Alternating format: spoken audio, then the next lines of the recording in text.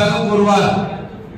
அதை போலவே மாநில செயலாளர் அவர்கள் மாநாட்டு மேடையிலே, நமது மாவட்ட செயலாளர் அவர்கள் மாநாட்டு மேடையிலே நான் அன்று பார்க்கவில்லை, 2 நாள் கழித்து அவரை பார்க்கும் பொழுது கையிலே ஒரு கர்ச்சீப்பை கட்டிக் கொண்டிருந்தார்.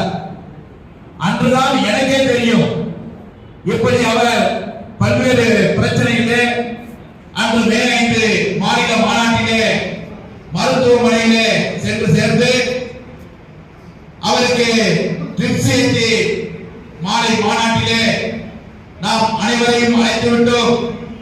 தலைவர், மாநில தலைவர் நம்மிடம் பொறுப்பை ஒப்படைத்துள்ளார்.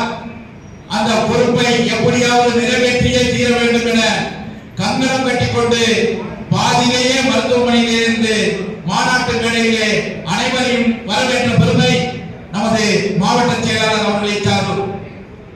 மற்றவர்கள் எல்லாம் பல மாநில மாநாடுகளிலே நாம் பார்த்திருக்கின்றோம். மாநாட்டினுடைய இருக்கையிலே அமர்ந்துதான் அந்த மாநாட்டை அவர்கள் பார்த்து ரசிப்பார்கள். ஆனால் நமது மண்டல தலைவர் மாநாட்டின் வலதுபுறம் நின்று கொண்டிருக்கிறார். இப்படித்தான் ஒவ்வொருவருடைய உழைப்பும் இந்த பேரமைப்பினுடைய பெரும் வளர்ச்சிக்கு அன்று முதல் இன்று வரை நடந்து கொண்டிருக்கின்றது.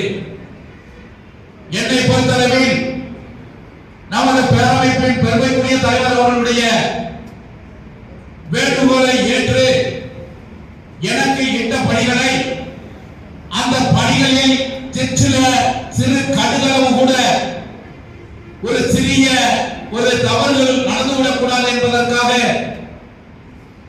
இரவு 3 மணி வரை தமிழகம் முழுவதும் இருக்கின்ற நமது மாநில, மண்டல, மாவட்ட நிர்வாகிகளுடைய நல்ல தரமான புகைப்படங்களை பெற்று அனைத்து நிர்வாகிகளுக்கும் அனைத்து மாவட்டங்களுக்கும் அந்த போஸ்டர் போய் சேரும் வரை இன்னும் கூடுதலாக கூற வேண்டும் என்று சொன்னால் அந்த போஸ்டர் சுவரிலே ஏறிவிட்டதா என்றை கூட தலைவர் அவர்கள் சொல்வார்கள், நீங்கள் கண்காணிக்க வேண்டும் என்று சொல்றார்.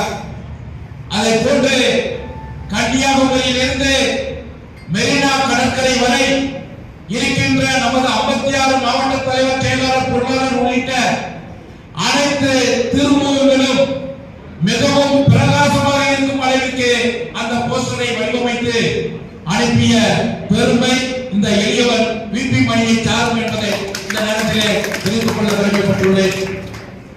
பேரமைப்பின் பெருமைக்குரிய தலைவர் அவர்களே, இன்று பல்வேறு பிரச்சனைகளை ஆங்காங்கே இங்கே சொன்னாலும் கூட சொல்லுபவர்கள் 1000 சொல்லட்டும், ஆனால் சொல்லுகின்ற கருத்திற்கு